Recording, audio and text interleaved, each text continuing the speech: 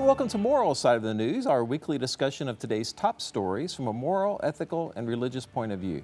I'm Sean Kalin with the WHAS Crusade for Children, and I'm joined today, as always, by a distinguished panel of local religious leaders. Father Bill Hammer, St. Margaret Mary and St. William Catholic Churches, Reverend Clay Calloway, West Louisville Ministers Coalition, Deacon Greg Gitcher, St. Patrick Catholic Church, Rabbi Stan Miles, Louisville Melton School, and Father Tony Smith, Archdiocese of Louisville. We begin this week with the tragic news out of Hardin County. Sergeant Benjamin Pennington killed in action during Operation Epic Fury in the Middle East. Sergeant Benjamin Pennington was a graduate of Central Hardin High School, but he spent a lot of his senior year on this campus, learning how to work on cars. I've lost 5 students in the time that I've been a teacher. This was gut-wrenching. Tom Pitt says he was just outside of church when he learned that one of his former students, Ben Pennington, had died. Question reality for just a minute. Am I dreaming? Is this real? It was real, and it's heartbreaking. Pitt is an automotive instructor at Hardin County's Early College and Career Center. Students who commit to that track spend a lot of time in the shop. Working on cars every day, 5 days a week, 2 hours a day, for free. It was a craft where Pitt says Pennington excelled. He was really good at electrical stuff. That's a thinking man's game, the electricity part. And a lot of folks are afraid of that. He wasn't afraid of it. He wasn't afraid of challenges. Lessons learned that the teacher believes helped to shape Pennington as a soldier. He was good at fixing people. People liked him. He liked people. Pennington was many things, including an Eagle Scout. He was also a son, a brother, in a family devoted to faith. Yeah, and Ben was baptized, so we know where Ben's going. Glendale Christian Church pastor Michael Bell says it's been a tough week. We're a very close-knit community, and this is just heartbreaking. He's been in touch with Pennington's family and says that a doctor shared some pointed words after the soldier passed. Their son gave his life doing what he wanted to do, and because of him, they were safe. To Pitt, Pennington is a hero and hopes to see some of his former student within his own son. And so if my son ends up the way Sergeant Pennington, ended up with as far as success, then I'll feel like that I've done it right. An impact and legacy that a community is determined to carry on. Our prayers are with the family and community of Sergeant Pennington. Panel, I turn it over to you, your thoughts on this tragic loss, and then as we head into week 3, the war or the operation in general. Well, this hits home, of course. What makes it important for us now is the fact that it hits home. It's personal, close and personal, and when war hits home, it hits different. Hitting from Kentucky, of course, being Hardin County, my church has a church site in Hardin County, so Hardin County is a community that I'm also connected to in a very personal, direct way. And it just brings the horrors of war home to us in a way that we may feel detached from. So war is real, war is hell. There's no good that can come from a war other than just the wickedness of war, that it would end and that we never get into another one. So that's the real lesson from this. Sad, this young man, he man of great character to serve as a volunteer army. Now we don't draft anymore. I used to be on the Selective Service Board for many years, and those that go in volunteer to go. And so this is the reality of being in the war. You never know when things would change, significantly, swiftly, and then you caught in the crosshairs of war that could produce your death. So that's the real tragedy of this senseless war, in my view. And I call it senseless because that's, in my view, what it is. It's a senseless war. That the best wars are the ones we avoid. And so this pain is unavoidable. It hits us home, so we have to endure it. And this, like the president happens to say, it's not going to be the last. We hope it is, but we know it's not. This is the one side of the coin because it is our soldier who was killed. We're remembering him, but flip the coin to the other side. How many hundreds of people, hundreds of families in Iran right now are experiencing the very same thing, if not even more, because their sons and daughters, children have died, whether in school or whatever they may be doing over there. brings to me the mind of the senselessness of war, as you say. I don't know if I'm going to bring this up now, but since the 13th century, there have been something called the just war theory, in which certain principles, priorities had to be there before we could say it's a just war. We've heard already from our government, Senator Kelly and others who've been touted as being even treasonous because they say you can refuse to follow an order that is unjust. All the way from the Holy Father, Pope Leo, all the way down to our own bishop here, and through the American bishops are saying that what's happening is not just. Was one now? I give you a little piece of paper here. I'll pull out real quick. Notes are welcome. Notes are welcome. But as far as the just war theory, you had to have, before you can go to war, you had to have supposedly a just cause. Some people say that's questionable. Right intention. What is the intention of going to war? Number 3, legitimate authority. And this is the whole thing between Congress declaring war and the president, et cetera. Last resort. Is this the last resort that we're going through? Probability of success, that's beyond the pale. Our military against their military. And proportionality. Are we responding in proportion to what the danger is to us? In the middle of the war, you have to have discrimination. In other words, those who are soldiers, use that terminology, versus those who are not soldiers, okay? You can't say, as some say, if you oppose us, you are considered an enemy soldier. Proportionality, again, you cannot use overabundance of force. And military necessity. Then afterwards, here's something that's been added as of late, though. It's after the just war, postbellum, they call it.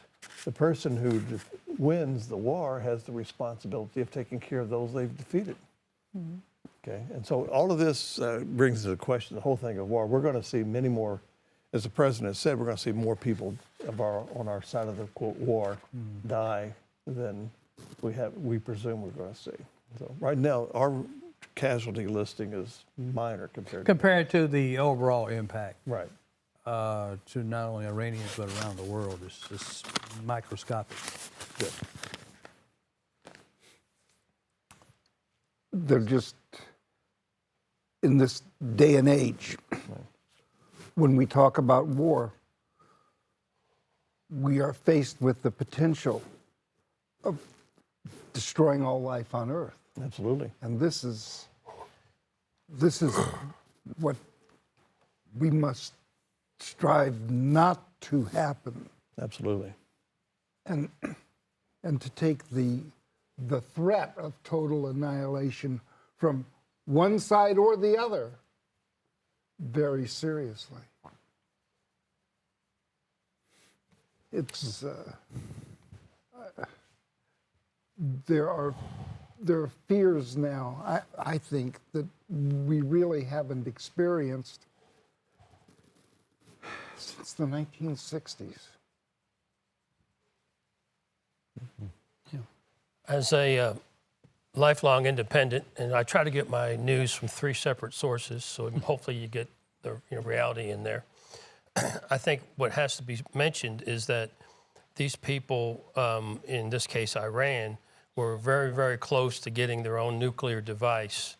And they couldn't care less. I mean, they're putting their own kids in schools over missile launchers. And last night, apparently they've been hiding their mines in hospitals. So they don't have any, to me, morals in the fact that they're using their own people as shields to hide their military actions. If these people got the ability to launch, which apparently from all the sources I've been hearing, they did, and that's why things got sped up so quickly, because they're afraid that they were going to go ahead and do something, and that would start that chain reaction that you were very much concerned with. So I looked up just words, Father, because I wanted to make sure I tried to understand it, because I remember reading about it years ago. But, if these people were that close to getting a nuclear device and they're going to aim it at Israel and all of our bases, wherever they could, then I think we had to make a defensive move. Now, that's just my own opinion, because, after they blew them up a few months ago, that was like their warning, now knock it off, and that was very surgical, right? Very surgical what they hit. Bomb shelters that they didn't think could be done. They went right into it again underground and built up another facility. So, I just think that was more of a defensive position other than us coming in there and trying to take over their country. But I was going to say, but to say that there's a lot of countries this very day who have nuclear arms pointed at the United States. Right. Right. They have them pointed. They have existing pointed ones at us. We're not blowing them up. Yeah, well, those We're guys not are attacking them. We're letting them go and continue to try to work with them. So, you know, just because we're in a defensive posture doesn't give us the right to strike first. Well, if you look at I just think I was going to say part of the thing is that what we began the story talking about was, you know, the loss of human life and the preciousness of all human life. And this one hits closer to home, but he was the 7th person to die. And, you know, the first 6, well, I think I saw a story about him, but I didn't read about it all that carefully. And the same is true. I'm not reading all that carefully about all the school kids that have been killed elsewhere and all the stuff that's going on where lots of people, very innocent people, are getting killed right now. And we have to share some responsibility for that. Our nation has to share responsibility for these innocent lives, not just our own, but globally as well. And it's time, I think, that we be attentive to what it is that we have initiated in this combat. One of the comments I would make is that I'm upset with the reaction to this country, of the ordinary citizen, not the military or the administration. It seems like there's a nonchalance about it. You know, we're not that concerned because it's over there. We're more concerned not about human life being lost. We're concerned about the price of gas as a nation. I mean, that shows, in my mindset, the moral priorities are askew for sure. You know, it reminds me of how, the prophets of old, like Amos, for example, the prophets, they, when they start speaking the prophecy or challenge to the country, they always start with how bad the other guys are. Then they gradually work their way in to saying that thou art the man, that you are just as guilty as they are, because we are so inoculated from our own deficiencies, our own sins, so to speak, that until it hits home, it doesn't hit home. Right. And until it hits the price of gas, till it hits the price of food, till it hits us personally, then we are just so detached from it. And this is no different. We're not even getting the full news. We don't even have full, accurate news reporting within Israel or on the ground over there about what's really going on. So we only get one side of the news. What news we do get is only one-sided. So we did get that story about the girls, that girls' school with 150 girls were killed there. Now that seems to have resonated. I heard that come up in a press conference yesterday about those innocent girls that were bombed there. That has kind of resonated a bit. But until it hits home, it doesn't hit. And there's a reason why so many presidents have been reluctant to start a war with Iran. You know, there's a reason for that. You know, they knew the consequence would be much greater than the cause. Now, even though there could be some potential for them to come back and do some other things with nuclear weapons, but there's a reason why they didn't go in and start bombing away.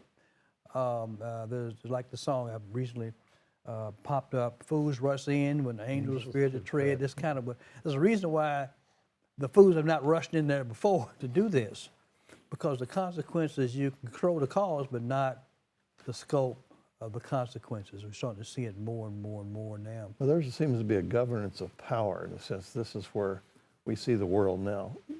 Power makes right. No, never has. If you believe that, then from the Christian perspective, you've negated the entire Gospels. Right. The one other thing I wanted to say, that perspective that we should consider, is that Iran has been attacking us for 40 years, 40. They blew up the Marine barracks in Beirut when I was working, and they have blown up the Navy ship. They have tried to assassinate some of our people. I think past administrations have kicked this can down the road, and they just seem to be growing. I mean, who knew Iran had over 50 ships? Yeah, we blew them all up, but 50 ships, they were a very sizable enemy for any of the Western world, right? And they had all the airplanes, they had the missiles, they were getting all these drones, you know. So I'm just saying, they at some point, you know, right or wrong, you know, he made a decision, and he has to be respectful and own up to those girls getting killed. Well, that's but they did 5,000 strikes. He doesn't going to do have that, a problem. but we got to go back past 40 years. It goes past 40 years. Well, I'm just saying, in the last 40 years, yeah, but they've been very. you got to go back at least 50, Yes. at least 70, 53. at least 72 years. And they overthrew in the 70s, I think. Is that when in Shah got over? 53. That was in 1953. When so that we set had a the series coup in against motion. Mossadegh Right, and right. installed the Shah. The United States was directly involved with deposing that democratically elected head of state there, even though he might have been a rascal, but they were directly involved with that then. So that was connected in 1979 and on and on and on. So we've been involved with Iran in a very nefarious way for a long time. And our hands are not clean. And I just pray that by some divine intervention, that something can happen to derail this, because I don't think there are any wise minds guiding any decisions this country is making. They lack a moral compass to make moral and wise decisions. Let's move on to topic number 2 related to this. Did you have a final? No, it's fine. Okay. We turn to the threat of Iran retaliation on the U.S. here at home with drones and the activation of sleeper cells. Tonight, with the war against Iran in its 12th day, a new warning about how Iran may retaliate. In recent days, the FBI alerted police departments in California that Iran wants to launch attack drones against the West Coast. The alert, reviewed by ABC News, cites recently acquired information that Iran aspires to conduct a surprise attack using drones from an unidentified vessel off the coast of the United States homeland, specifically against unspecified targets in California. Through its operatives, its proxies, its relationship with criminal organizations, Iran has the expertise, the personnel, the access to equipment to conduct a drone attack here in the United States. Now it has the incentive. The FBI declined to comment, and we did not hear back from the White House. But today, President Trump said he is unconcerned about an Iranian strike on the United States. Mr. President, are you worried, sir, about a domestic terror attack backed by Iran here, sir? No. And tonight, the Michigan-based medical equipment company Stryker says it was hit by a cyber attack, and there are indications a pro-Iran hacking group may be behind it. And now, a new potential threat from Iran. U.S. officials say they've intercepted encrypted communications believed to have originated in Iran, which may serve as, quote, an operational trigger for sleeper assets outside the country. Law enforcement expressing concern that sleeper cells deployed in the West could be used for retaliation. So, Greg, I'm going to start with you. You former Secret Service agent.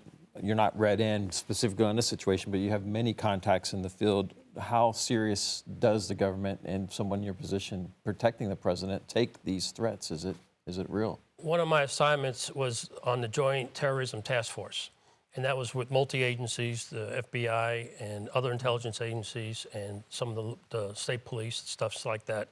And we were always concerned that who was coming over our border, you know, that they could just wait for the activation, that they kind of try to simulate into our culture. And I can remember numerous files. We're talking about this. In some cases, we had to follow some people around just to take some pictures to see who they were associating with, who they were working with, were they buying weapons, were they, you know, whatever. That was part, because we were the task force after 9/11. So that has grown bigger and bigger. So yes, there's very much a concern, in my opinion. You know, I mean, I've been out of it for a while. But yeah, we can't let our guard down. And we don't know who's come across this border. We all know it's been wide open for way too long, so we don't know what we have over here. So it's the old, if you see something, say something. If something doesn't look right, please let somebody know. Okay. Oftentimes, we keep talking about what comes over the border. I think our greatest threat is always being within. We tend to be asleep with regard to the threat that is already within. And we thinking it's always coming over the border, but we are not, quote, woke to the threat that is already here. And I think that the sleeper cell, of course, is a legitimate danger, but we have been asleep as a nation. You know, even the president has been bragging about us being not woke. Here you had, what I'm aware, that the FBI has dismantled a counterintelligence personnel, substantial amount of counterintelligence personnel within the FBI that could have helped some of these things, but they have gutted that agency that could have helped with identifying these sleeper cells. So we're talking about being asleep. The government itself has been asleep with respect to the kind of intelligence, the awareness that is required to protect this nation against threats like this. And when it comes about, then it's too late. It's too late to mobilize and re-recruit counterintelligence FBI agents to help protect the country against counterintelligence attacks like this. So this sleeper cell reality goes beyond the outside threat. I think the greatest threat, in my opinion, is from within. I have no knowledge, but I think what we've witnessed so far has been incompetence in the sense the kids throwing homemade stuff that didn't blow up, et cetera. Mm-hmm. But I'm not ignorant enough, I don't think I'm stupid enough to say that if there are not sleeper agents even within right now. Mm-hmm. So they're saying this is sent out to those who are outside the continental They sent it out through the internet, Right, and it was it's sent out through the encrypted. internet, so it's encrypted. So it could be right here in the Louisville area, perhaps. Absolutely, yeah. And they're warning people about attending synagogue, Right. and be careful when you go to these big events and stuff like that, because they want to hurt as many people as possible. But like you say, if you see it, report it. Yeah, absolutely. No, yep. And when this administration came to power in January of 2025, the dismantling of the government, all of a sudden, it just It weakened Didn't the make total sense. infrastructure of the government across the board. Across the board, it was weakened from within. Well, it's also important to remember, too, we have had umpteen acts of domestic terrorism. Yes. I mean, it's not foreigners coming in doing it. There have been a lot of our own citizens who chose to do that. And, act of terrorism when people get their guns and just start shooting up schools. It's just, they're not foreigners. They're our own people, doing that. Or when you get people like that. So, again, to be attentive to what's going on around us, around any individual at any given time. And certainly religious houses of worship have been a target, as well have schools and universities and pep rallies. And I mean, just keep on going to the list. If you've got people gathering together, shopping, malls have been targets, and so if you got people gathering together, you're a potential target. I believe the term is soft targets. soft targets. Yeah, soft target. Well, if they put that sign on the door that says no firearms allowed, and I was a terrorist, I'm thinking, well, that's not a bad place to hit, because no one in there is allowed to have a gun. Right. So kind of like reverse thing. But in regards to getting rid of so many government employees, first of all, we all know the government's bloated anyway. But I think what they tried to do, and you can blame it on either party, is get rid of the people that were too political, not doing their law enforcement jobs.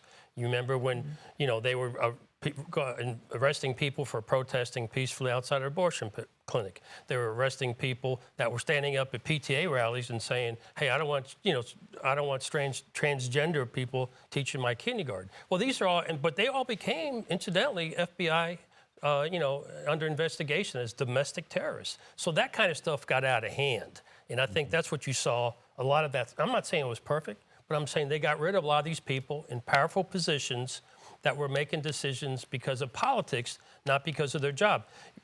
When President Trump got shot, it came back on the Secret Service, as it should have, but it was the people involved in that should never have been in that position because for political reasons, they didn't give President Trump enough security.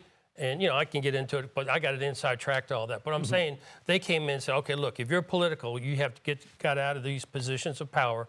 And they're not trying to load it up with their party. They just want to get the ones that were making political decisions has the power of search warrants. And you remember, SWAT teams going in and arresting people because, I can't think of his name now, that one man that has a big family who's very pro-life. They sent a SWAT team in on him and his little kids at 4 o'clock in the morning. It was getting out of control. And we don't want a government out of control. Well, but getting back to that, just real briefly, that may be the case, maybe in some political, but now it's become hyper-political. The decision to remove certain individuals and place the replacements with hyper-politicized candidates. So that could have been true, but now it's gone to the other extreme.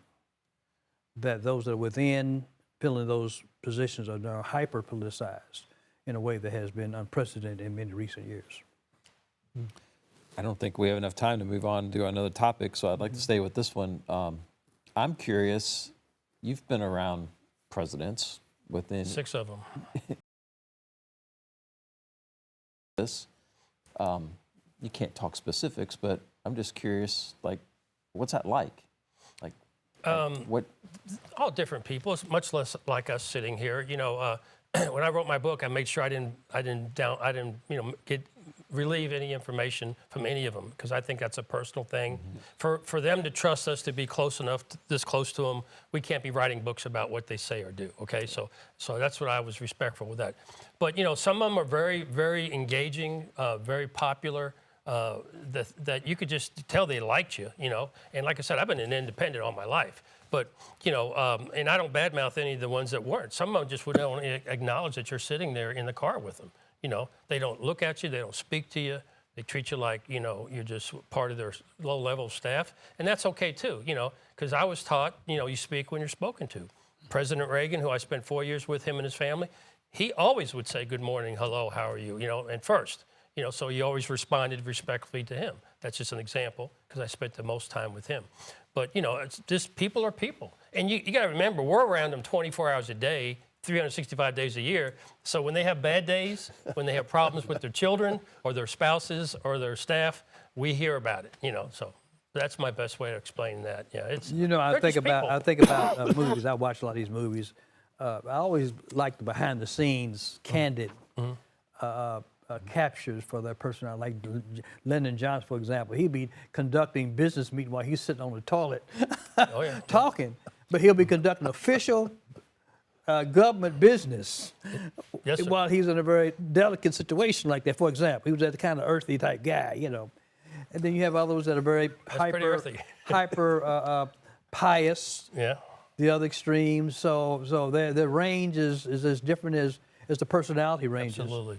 The character core is the one constant that can read through the personality, but the personality was as wide as the rainbow in terms of what they can say and do and act in any given situation.